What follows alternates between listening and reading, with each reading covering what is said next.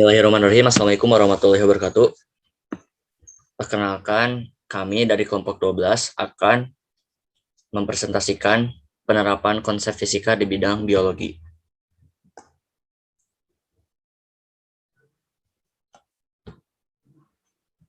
Dengan beranggotakan Sabrina Isna Amalia, saya sendiri Subhani Zulhaq, dan Ananda Salma Ramadhania.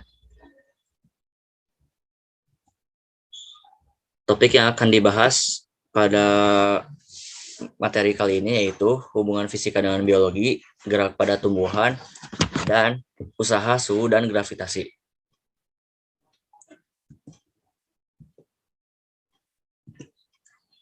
Hubungan fisika dengan biologi.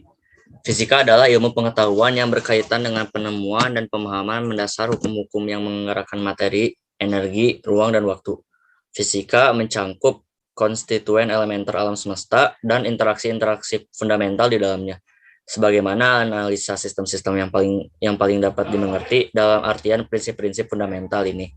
Fisika adalah studi mengenai dunia anorganik, fisik sebagai lawan dari dunia organik seperti biologi, fisiologi, dan lain-lain.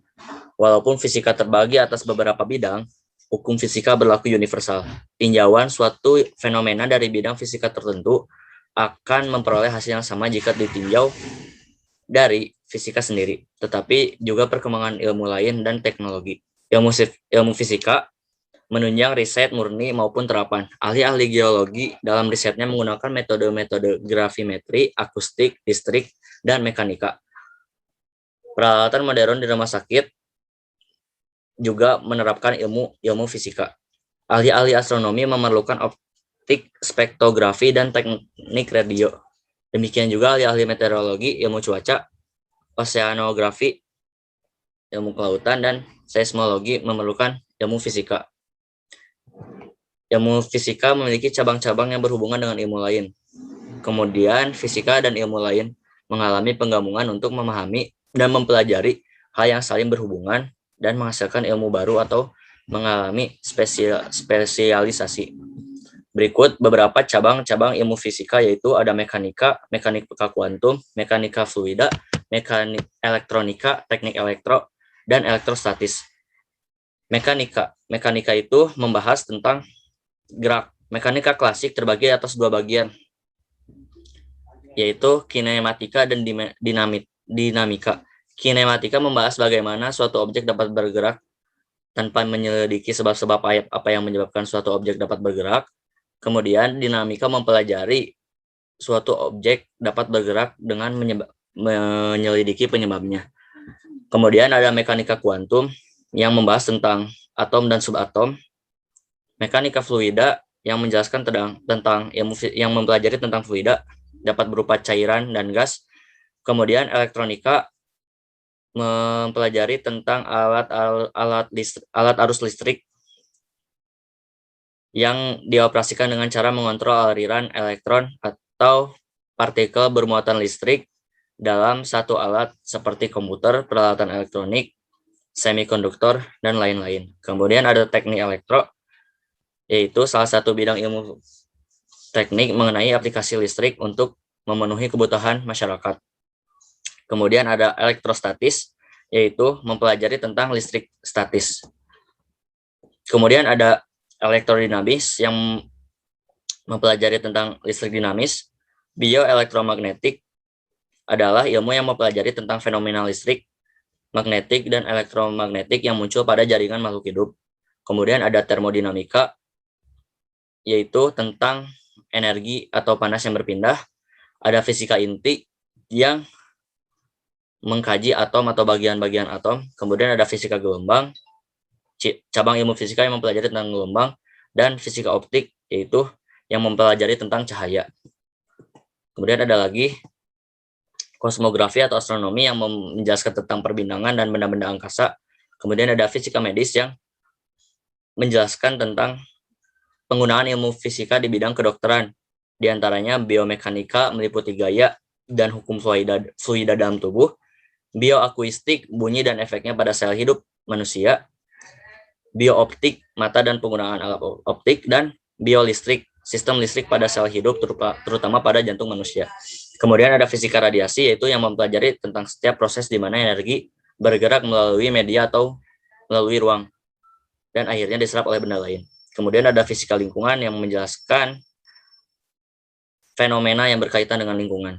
Fenomena fisika yang berkaitan dengan lingkungan. Di antaranya fisika tanah, dalam atau bumi, fisika tanah permukaan, fisika udara, hidrologi, fisika gempa, fisika laut, meteorologi, fisika awan, dan fisika atmosfer.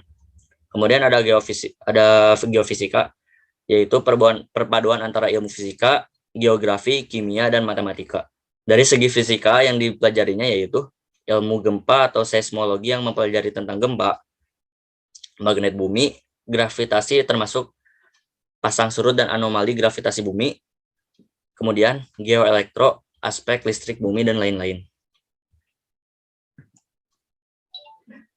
Selain yang diuraikan di atas, seiring perkembangan zaman, ilmu fisika telah menjadi bagian dari segi kehidupan. Di antaranya dengan adanya prinsip-prinsip fisika yang membantu menjelaskan gejala-gejala biologi, gejala-gejala yang bersifat fisik seperti osmosis, difusi, absorpsi, juga dapat terjadi di organisme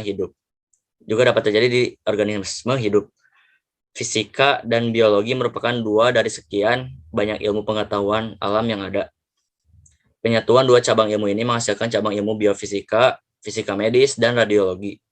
Biofisika mempelajari tentang bagaimana pengaplikasian hasil temuan bidang fisika terhadap dunia biologis, ilmu penyakit, dan penanggulangannya.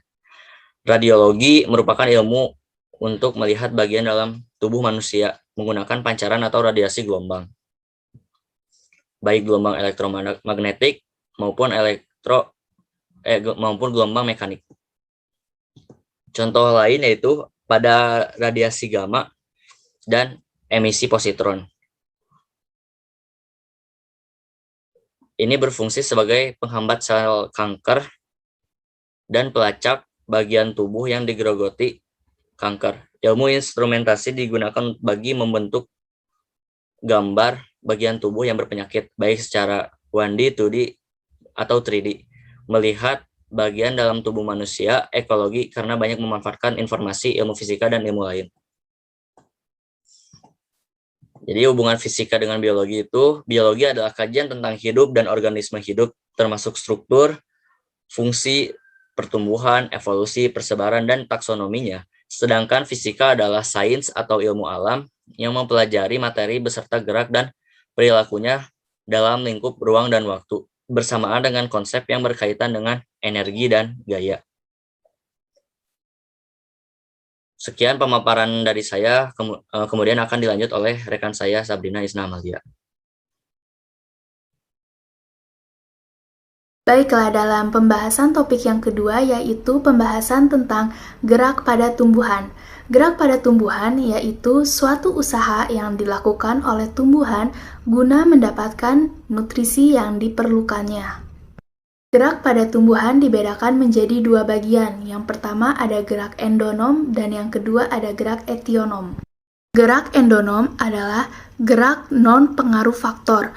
Contohnya terdapat pada saat mengalirnya protoplasma pada sel-sel elodia dan pada saat gerak kromosom saat membelah. Gerak yang kedua yaitu gerak etionom. Gerak etionom adalah gerak yang dipengaruhi oleh rangsangan dari luar. Rangsangan dari luar ini dapat berupa fisik, kimia, maupun mekanik. Gerak etionom dapat dibedakan menjadi 3 bagian, yaitu ada tropisme, nasti, dan taksis. Pertama yaitu tropisme. Tropisme adalah gerak pada tumbuhan yang arah geraknya sangat dipengaruhi oleh arah datangnya rangsangan. Bagian tropisme ini dapat dibedakan lagi menjadi 5 bagian. Bagian yang pertama yaitu geotropisme. Geotropisme yaitu gerakan yang dipengaruhi oleh rangsangan dari gravitasi bumi. Dan yang kedua yaitu fototropisme, yaitu gerak yang dapat dipengaruhi oleh rangsangan dari cahaya. Dan yang ketiga yaitu tigmotropisme, yaitu gerak yang dapat dipengaruhi oleh sentuhan pada tumbuhan. Keempat adalah kemotropisme, yaitu gerak yang dipengaruhi oleh rangsangan yang berasal dari bahan-bahan kimia. Terakhir yaitu hidrotropisme, yaitu gerak pada tumbuhan yang dipengaruhi oleh rangsangan yang berasal dari air. Selanjutnya di sini ada contoh-contohnya. Yang pertama yaitu contoh dalam geotropisme. Dalam geotropisme ini kita ambil contohnya pada akar tumbuhan. Pada contoh yang kedua yaitu pada fototropisme, di sini kita ambil contohnya ada tumbuhan yang terpapar oleh sinar matahari. Nah, yang menjadi objeknya itu adalah daun ini. Daun tumbuhan ini dapat merangsang cahaya matahari yang dipaparkannya. Karena fototropisme adalah gerak yang dipengaruhi oleh rangsangan yang berasal dari cahaya. Selanjutnya yaitu tigmotropisme. Pada tigmotropisme ini kita mengambil contohnya tanaman sulur. Tanaman sulur ini dapat tumbuh secara melilit suatu bagian atau batang tumbuhan karena tigmotropisme ini sesuai definisinya yaitu gerak tumbuhan yang dipengaruhi oleh sentuhan pada tumbuhan. Nah, sentuhannya itu pada tanaman sulur ini dapat menyentuh suatu batang tumbuhan. Yang selanjutnya yaitu pada kemotropisme. Nah, di dalam contoh ini terdapat gerak akar yang menumpuk. Dan terdapat pertumbuhan saluran serbuk sari menuju bakal buah ketika pembuahan. Nah, contoh yang terakhir yaitu pada hidrotropisme. Nah, pada contoh yang kita tampilkan di sini kita ambil bahwa ada akar yang bergerak mendekati air. Sesuai dengan definisinya, hidrotropisme adalah gerak tumbuhan yang dipengaruhi oleh rangsangan yang disebabkan oleh air. Nah, selanjutnya gerak pada tumbuhan yang kedua yaitu nasti. Nah, gerak nasti adalah gerak pada tumbuhan yang arah geraknya tidak sama sekali dipengaruhi oleh rangsangan. Pada gerak nasti ini dapat dibedakan lagi menjadi 5 bagian. Yang pertama ada tigmonasti. Tigmonasti adalah gerak pada tumbuhan yang dipengaruhi oleh rangsangan yang berupa sentuhan. Kedua adalah niktinasti. Gerak nasti ini dipengaruhi oleh pengaruh gelap. Ketiga adalah fotonasti, yaitu gerak nasti yang dipengaruhi oleh rangsangan cahaya matahari. Keempat adalah termonasti. Termonasti adalah gerak nasti yang dipengaruhi oleh suhu atau temperatur. Bagian yang terakhir adalah nasti kompleks. Nasti kompleks yaitu gerak nasti yang berupa gabungan dari fotonasti, kemonasti, dan hidronasti. Selanjutnya, contoh-contoh pada gerak nasti. Nah, yang pertama itu ada tigmonasti. Di sini kita ambil contoh pada tigmonasti itu terdapat pada putri malu, karena tigmonasti adalah gerak nasti yang dipengaruhi oleh sentuhan. Contoh pada yang kedua yaitu pada niktinasti. Ini kita ambil contohnya merunduknya daun-daun anggota famili Leguminosae di sore hari. Contoh yang ketiga yaitu pada fotonasti. Nah, di sini kita ambil contohnya yaitu mekarnya bunga pukul 4 atau bunga asar. Karena dia akan mekar ketika mendapat rangsangan dari cahaya sesuai dengan definisi fotonasti yang dipengaruhi oleh rangsangan cahaya. Yang selanjutnya yaitu termonasti. Contoh yang kita ambil ini adalah contoh mekarnya bunga tulip di musim semi.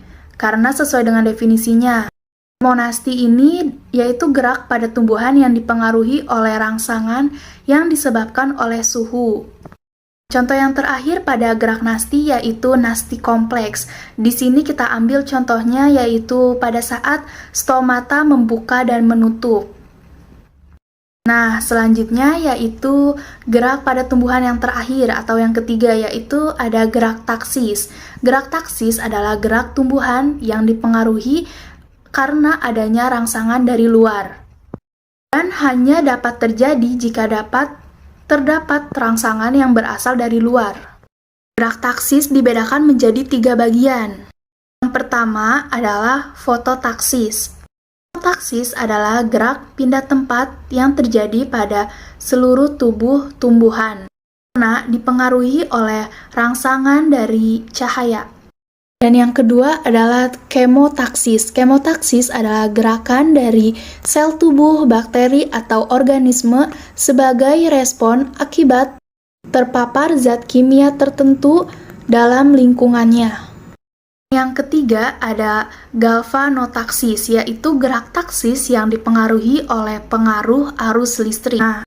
Nah, selanjutnya yaitu contoh-contoh pada gerak taksis. Nah, yang pertama ada fototaksis. Contohnya di sini kita ambil pada euglena yang dapat bergerak dengan bulu cambuknya menuju cahaya. Selanjutnya yaitu kemotaksis. Nah, pada contoh kali ini kita mengambil pada contoh sel gamet pada tumbuhan lumut. Nah, contoh yang terakhir yaitu pada galvanotaksis. Pada contoh kali ini, kita mengambil contoh pada gerakan bakteri ke arah kutub positif atau negatif. Sekian pemaparan materi dari saya. Materi selanjutnya akan disampaikan oleh rekan saya, yaitu Ananda Salma Ramadhani. Kepadanya dipersilakan. Baik, berikutnya materi ketiga mengenai usaha, suhu, dan juga gravitasi akan dijelaskan oleh saya. Nah, pada bidang fisika tentunya kita tidak asing dengan ketiga hal tersebut ya. Usaha, suhu, dan gravitasi seringkali dibahas dalam ilmu fisika begitu. Nah, dalam ilmu fisika, usaha ini disebutkan merupakan proses perubahan suatu energi. Nah, usaha ini selalu dihubungkan dengan dua hal, yaitu dihubungkan dengan gaya atau F dan juga perpindahan suatu benda atau S. Nah, sehingga usaha ini memiliki persamaan dalam bidang fisika, yaitu persamaan usaha itu W sama dengan F dikalikan dengan S, di mana jika kita ingin mencari usaha suatu benda, itu kita hanya perlu mengkalikan gaya benda tersebut dengan perpindahan suatu bendanya.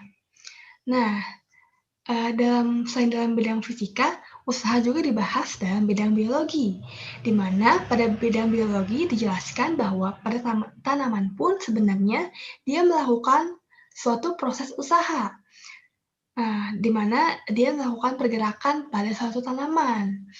Nah, seperti misalnya pada saat tanaman diletakkan pada suatu ruangan yang gelap, maka tanaman tersebut akan membengkokkan batangnya ke arah yang memiliki cahaya. Jadi, tanaman tersebut akan tumbuh, batang itu akan tumbuh mengikuti pergerakan suatu cahaya, seperti itu. Nah, contohnya itu seperti yang telah teman saya bahas sebelumnya. Contohnya itu pada gerak fototropisme, tigmotropisme, kemudian kemotropisme, hidrotropisme, fotonafti, dan lain sebagainya. Begitu. Kemudian pada suhu ini pada bidang fisika disebutkan merupakan tingkat atau ukuran panas dinginnya suatu benda. Nah, suhu ini dapat diukur menggunakan termometer. Nah, sekarang ini termometer ada berbagai macam jenis ya. Nah, suhu ini terdiri dari berbagai satuan yang berbeda.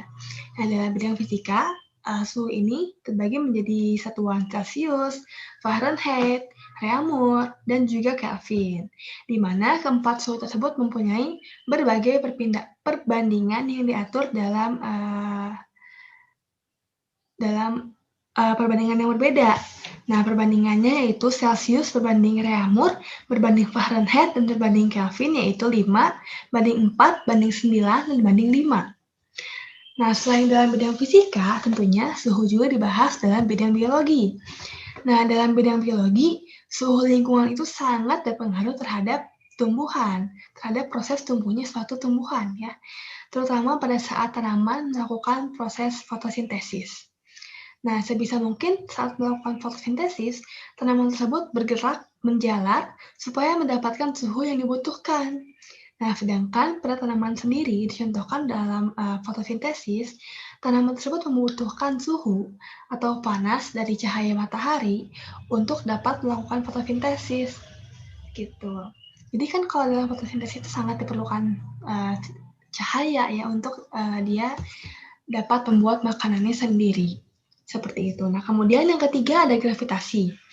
Nah, gravitasi ini merupakan gaya tarik bumi yang pada dasarnya semua yang berada di atas akan mendapatkan gaya tarik bumi.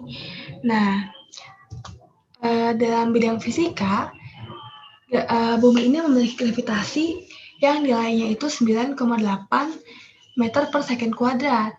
Nah, oleh karena itu kita bisa berdiri di sini dan tidak terbang gitu ya, bisa menetap di sini karena ada gaya tarik gravitasi di bumi. Tidak seperti di bulan. Bulan juga memiliki gravitasi, hanya saja gravitasinya itu kecil, sehingga ketika kita berada di bulan, kita tidak diam seperti ini, melainkan kita akan terbang gitu ya, karena gaya tarik-menarik itu sedikit. Nah, sedangkan pada bidang biologi, gravitasi ini dapat contohkan dengan gaya geotropisme. Nah, dalam bidang fisika, gravitasi ini diatur dalam energi potensial dengan persamaan energi potensial sama dengan massa dikalikan dengan gravitasi dikalikan dengan ketinggiannya. Mungkin sekian presentasi yang dapat kami sampaikan. Mungkin di sini saya akan menjelaskan mengenai kesimpulan dari materi yang kita dapatkan hari ini. Jadi, kesimpulan pada materi hari ini yaitu ilmu fisika dan ilmu biologi memiliki hubungan yang sangat erat. Salah satunya adalah usaha, gravitasi, dan juga suhu. Nah, yang dapat berpengaruh pada gerakan tanaman. Nah, jadi kita dapat simpulkan bahwa ilmu fisika memiliki hubungan yang sangat erat dengan ilmu yang lainnya. Tidak hanya biologi, tapi juga dengan berbagai ilmu alam lainnya, berbagai ilmu yang ada lainnya seperti kimia, dan ilmu sosial lainnya itu sangat berhubungan. Nah, dalam ilmu biologi, ilmu fisika juga dapat menjelaskan berbagai proses dalam ilmu biologi yang diperlukan dalam ilmu fisika. Bahkan untuk membuat alat-alat yang digunakan untuk penelitian biologi pun itu menerapkan ilmu fisika di dalamnya. Seperti itu mungkin yang dapat kami sampaikan. Terima kasih atas perhatiannya. Wassalamualaikum warahmatullahi wabarakatuh.